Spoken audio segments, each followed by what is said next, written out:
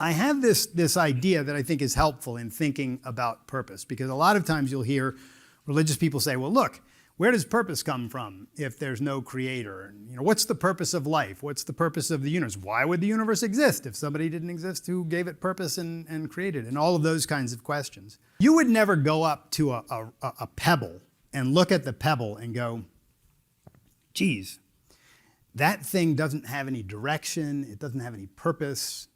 Nobody has given it purpose. So how can I possibly have purpose? That pebble has none. Like, that wouldn't make any sense. That's laughable, right? You go, why does the pebble have to have purpose for you to have direction in life? Why does the pebble have to have purpose for you to have purpose? It doesn't make any sense at all. Pebble's very different from me. I'm a living human being with a rational faculty and the capacity to set my goals out into the future. The pebble it's a pebble. It's inanimate. Okay, what if it was two pebbles? Would that change anything? What if it's a zillion pebbles? What if the pebbles are really big, like planets? What if the pebbles constitute the whole universe? And there's this big universe, and you look out there and you go, look at all these pebbles. How am I going to have purpose if there's nobody creating purpose for these pebbles?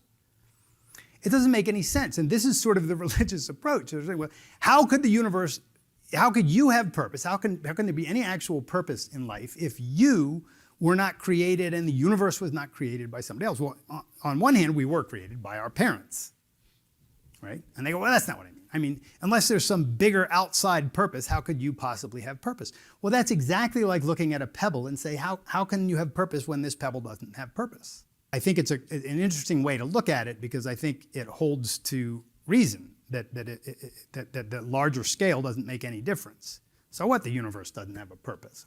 How would it have a purpose?